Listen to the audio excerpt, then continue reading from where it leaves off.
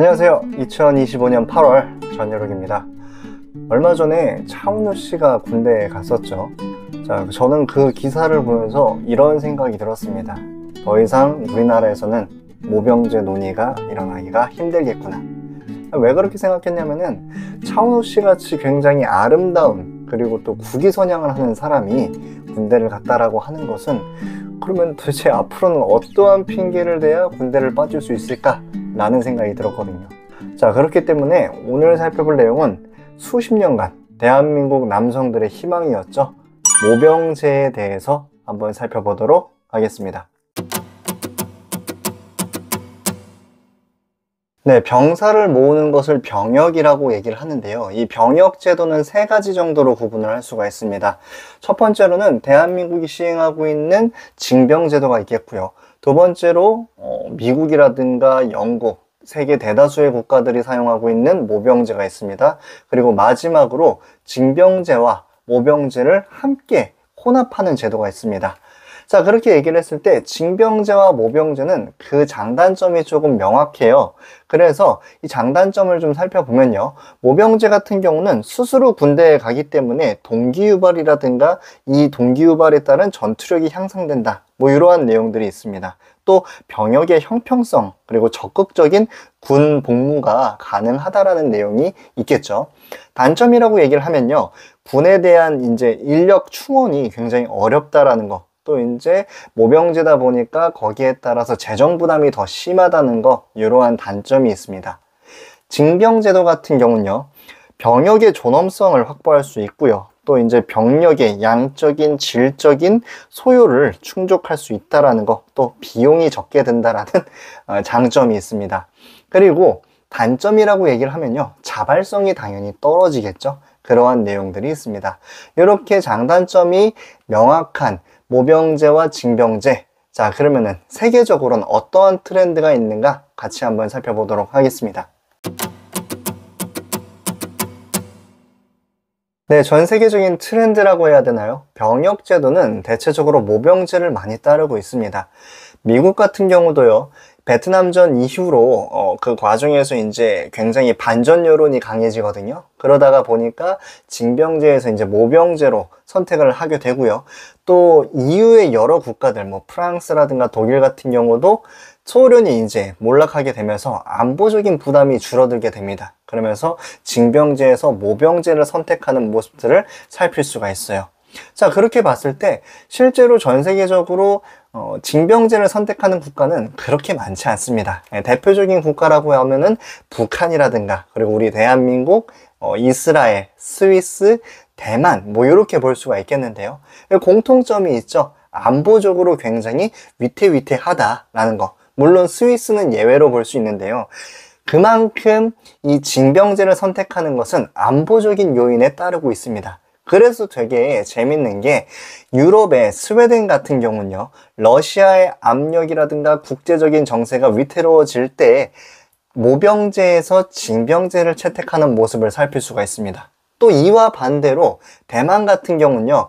이 병력 차출이 힘들다 보니까 징병제에서 모병제로 바꾸려다가 혼합체제로 실시를 하다가 다시 또 이제 실패하는 그런 경우도 살필 수가 있습니다. 결국에는 모병제와 이 징병제 같은 경우는 그 국가의 국가 안보 그리고 병역 차출이 얼마나 어려운가 쉬운가 여기에 따라서 변화가 있다는 것을 여러분들 확인을 하시면 될 것 같습니다.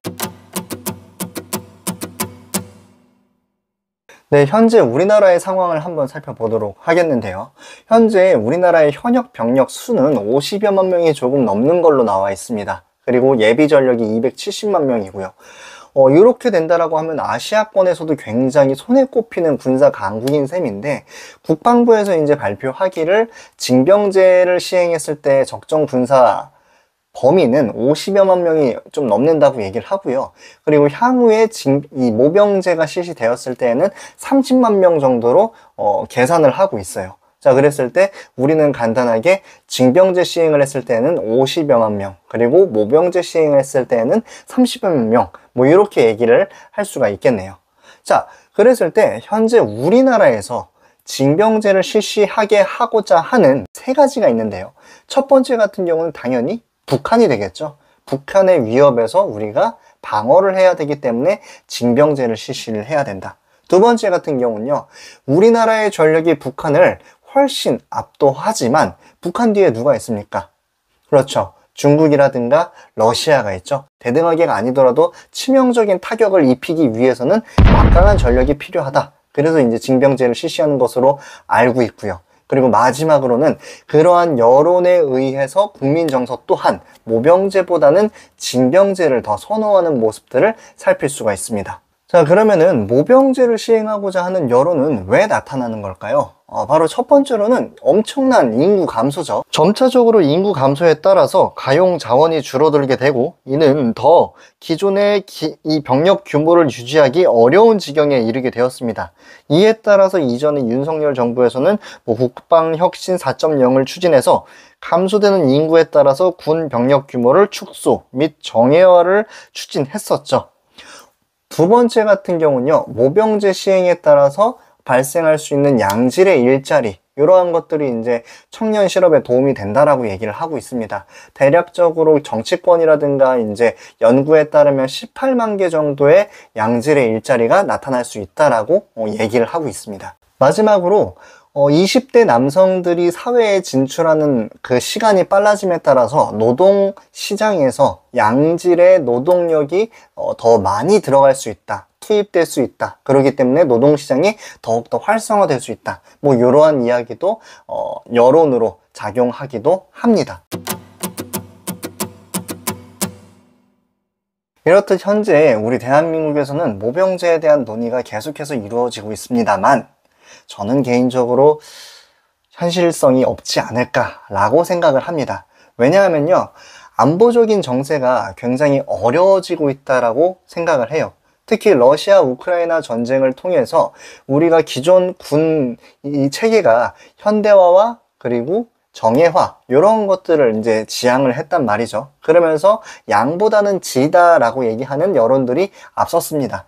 그런데 이번 러우 전쟁을 통해서 기존에 있었던 재래식 병기라든가 또 재래식 전술 또한 아직까지도 주요한 전술로 채택이 되고 중요하다라는 것이 방증이 되었거든요. 그러다 보니까 막역하게 모병제를 시행하는 것에 대한 우려가 계속해서 일어날 수밖에 없다라고 생각합니다. 또 이 논의와 같이 여성 징병제를 얘기할 수가 있겠는데요. 이것 또한 어렵다라고 생각하는 게, 이 여성 징병제를 얘기하기에는 이미 이것이 국방적인 문제가 아니라 우리 사회에서는 젠더 이슈가 되어버렸기 때문에 너무 다루기가 어려운 문제가 되어버렸습니다. 그렇기 때문에 앞으로도 모병제 시행은 조금 어렵지 않을까, 하다못해서 여성 징병제 이것 또한 어렵지 않을까라고 저는 생각을 해봅니다. 자, 그럼 지금 인구 감소에 따라서 징병제를 유지하기도 어려운 상황이고, 그런데 또 모병제를 실시하자니 사회적인 논의도 거치지 않았고 어떻게 하라는 거냐라고 얘기를 할 수가 있겠는데요. 자, 그랬을 때 저는 제가 살펴봤던 논문들을 종합해서 우리가 어떠한 방향으로 나아가야 되는가 라고 얘기를 한다면, 징병제와 모병제를 혼합한 징모혼합제를 제시할 수 있다라고 얘기를 할 수 있겠습니다. 자, 무슨 말이냐?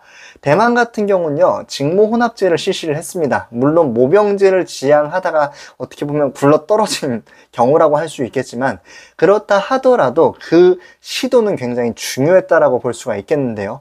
그렇다면은 모병제로 가는 과정, 우리 지금 현재 간부들이 많이 이탈을 하고 있잖아요. 이들을 일단 잡는 그러한 제스처가 필요하지 않을까 싶습니다. 그래서 이들이 거의 준 공무원이 아니라 공무원급의 대우를 받는, 고용성을 보장하여서 이들의 이탈을 막는 것이 가장 1순위의 행동이 되어야 되지 않을까 싶습니다.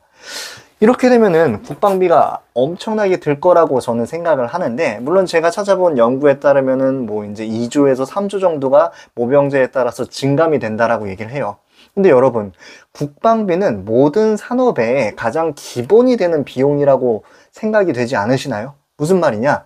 나라를 지키지 못하면 어떠한 산업도 사실은 무의미하다고 저는 생각을 합니다. 그렇기 때문에 국방비가 증액된다라고 하는 것은 그렇게 무서운 일이라고 볼 수 없지 않을까 라고 저는 생각을 합니다. 그리고 징병제로 징집된 병사들의 경우에는요, 그 복무 연한을 조금 줄여서 대체적으로 한 연구를 보면은 뭐 1년에서 이제 8개월 뭐 이렇게 얘기를 하더라고요. 그렇게 해서 거기에 투입되는 예산을 조금 이제 삭감할 수 있지 않을까 생각을 해요. 그럼 이렇게 얘기를 할 수도 있겠죠. 아니, 뭐 1년에서 8개월 정도 하면 전문성이 있는가? 라고 얘기를 하는데, 이들을 이제 예비 전력으로 활용을 한다라는 거죠. 그러니까 주 병력은 간부와 부사관을 점차적으로 증대시키는 방향으로 하고요. 당연히 고용 보장성을 보장을 해야겠죠. 그럼에도 불구하고 병사들도 같이 육성을 함으로 인해서 전 국민의 그러한 병력화, 뭐 우리 이제 이런 얘기 하잖아요. 명동에서 이제 K2 쓸 수 있는 사람 하면 대부분의 사람들이 손을 들고, 이러한 예비 전력을 강화시키는 그러한 효과를 기대할 수 있겠죠. 그리고 마지막으로는요, 여성의 군 간부와 비율을 조금 더 확장시킨다라는 건데요. 아니, 여기서 이제 젠더 얘기를 하는 게 결코 아닙니다. 무슨 말이냐면은, 여성들 또한 병력으로서의 훌륭한 자원이 될 수 있기 때문에 그 비중을 높이자는 겁니다. 실제로 미국이라든가 다른 국가에서는 여군의 비율이 20%라고 얘기를 해요. 근데 현재 우리나라 같은 경우 10%가 되는 거죠. 그렇게 따졌을 때 우리나라의 지금 가장 큰 문제는 적들을 막을 수 있는 병력이 있는가 없는가 라고 얘기를 했을 때, 우리가 여군의 비율을 늘렸을 때 그 양질의 병사들을 당연히 획득할 수 있게 됨으로써 나름대로의 병역 문제를 해결할 수 있지 않을까라고 생각합니다. 물론 저는 기준은 여군이든 남군이든 똑같게 진행해야 된다라고 생각을 합니다.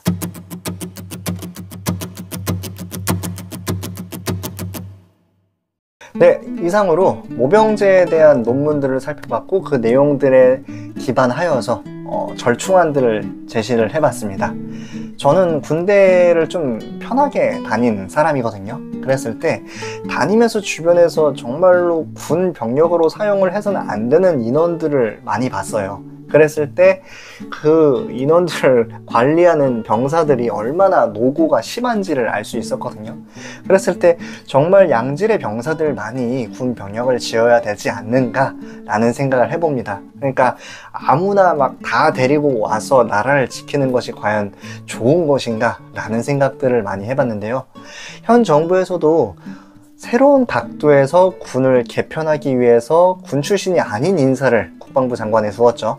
그러한 취지가 앞으로 대한민국의 군대가 더욱더 강력해지길, 그리고 또 국토방위를 성공적으로 수행하는 우리의 군대가 되길 바라면서 오늘의 영상을 마치도록 하겠습니다.